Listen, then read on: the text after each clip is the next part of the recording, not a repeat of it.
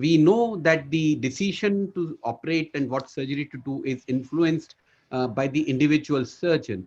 But then it's being increasingly recognized that total knee replacement may not be the only solution for the patients with knee osteoarthritis. We have talked about the age quake. We have talked about the silver tsunami. We know that the number of elderly are going to just double by 2040 all around the world. And then when you treat these old patients, you have to balance the recovery with the complications. So we are going to talk about the indications of UKR, why UKR in elderly, and challenges while doing UKR in elderly.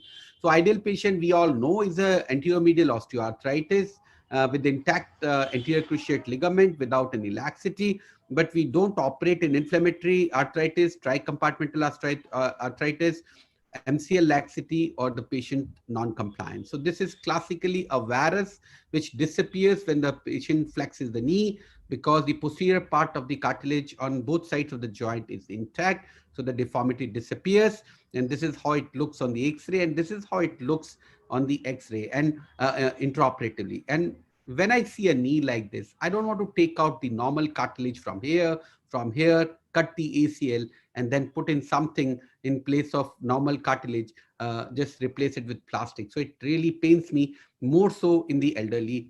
We have been talking about the contraindications, but then we know that chondrocalcinosis, patellofemoral osteoarthritis, heavy manual labor or weight is not a contraindication. And like this paper said, the age is not a contraindication.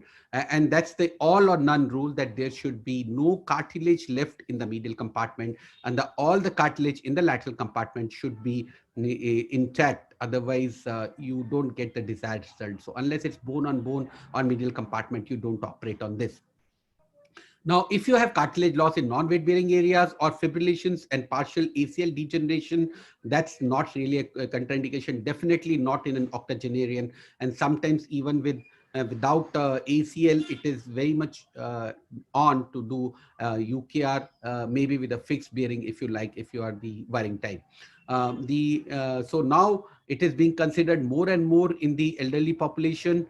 It actually allows you the kind of function which is difficult to imagine with the TKR. And there are a lot of literature to support the excellent outcome and survival rate of unicompartment knee replacement in elderly, whether it's octogenarians or patients over 75 years of age. And then this publication in which we tested out the new instrumentation regarding the patient satisfaction and component positioning, out of the 100 consecutive UKRs, there were more than 70 who were more than 60 years old, and the oldest patient was 80 years old. And we found no difference in outcome scores between more than 60 or less than 60 years of age. Another paper in octogenarians versus younger patients, length of stay is not affected by age, and age is not a factor which determines complications. In this particular paper, the 10-year all-cause survival of UKR in less than 60 years of age was 91%, and it was actually far more at 96% in patients who were 60 years or older.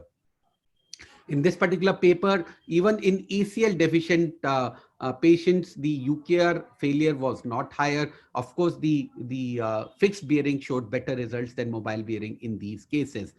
So in elderly, even if the ACL is deficient, if the disease is limited to medial osteoarthritis, UKR can lead to good outcome and survivorship. Now, what about the outcomes? Do they differ from TK when it comes to UKR? In this, one of the most quoted matched pair study of over 100,000 patients from the registry data, it showed that the TKR patients are 4 times more likely to die in the first 30 days after surgery, and about 15% more likely to die during the first 8 years. And the inpatient stays are longer. Readmissions are more likely after TKR compared to UKR. So UKR patients also show better forgotten joint score with similar survival analysis and compared to TKR at the end of 5 years. When it's compared with TKR, UKR patients show faster initial recovery with comparable clinical rate at midterm in patients older than 75 years of age. And in patients more than 85 years of age, the early medical complications are fewer with UK than with TKA. So there's a compelling argument. This particular study showed that 82% reduced risk of any complications was there with UKR as compared to TKR without any compromise of the patient-related outcomes. So there's a compelling argument in support of the safety and effectiveness and survival of the UKR in elderly. The cost argument, of course, remain important. There is in this paper, it was showed that they have similar cost effectiveness, whereas many other papers have shown the UKR is much more cost effective because of the faster rehabilitation, lower inpatient costs, improved quality of life, and in low demand patients, there's similar implant survival and decreased perioperative morbidity and mortality. In this particular paper, the UKR was shown to provide better health outcome and more cost effective compared to TKR, particularly in the elderly age group.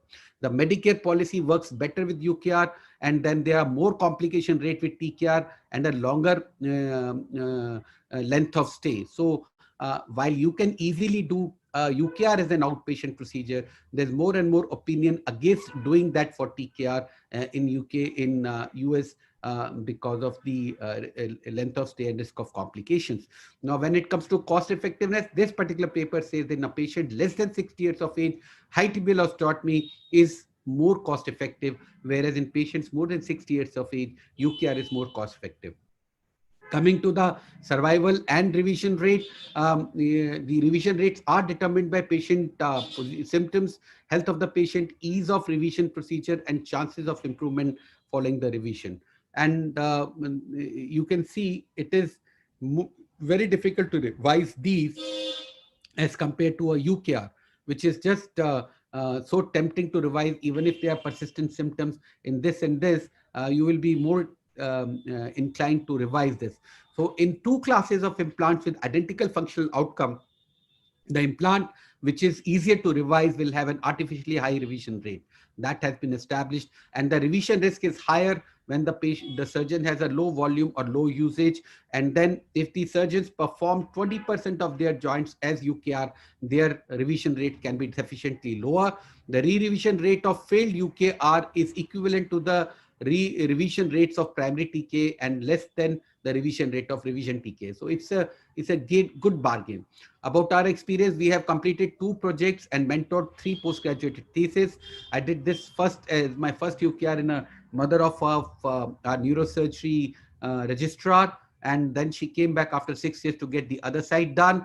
We have analyzed the data of our patients above 70 years of age, 75 knees in 70 patients, 31 were male. Surprisingly, we need to study whether it's the male who remain suitable for UKR for a much longer time compared to females who get a tri-compartment disease much earlier, probably. The BMI was 28.5 and the minimum follow-up was 3 years, going on to from 3 to 8 years. And remember, 60% of these patients had more than one comorbidity. So these were not fit ASA grade 1 patients. Average length of stay was 3 days. Blood transfusion was given in 8 patients.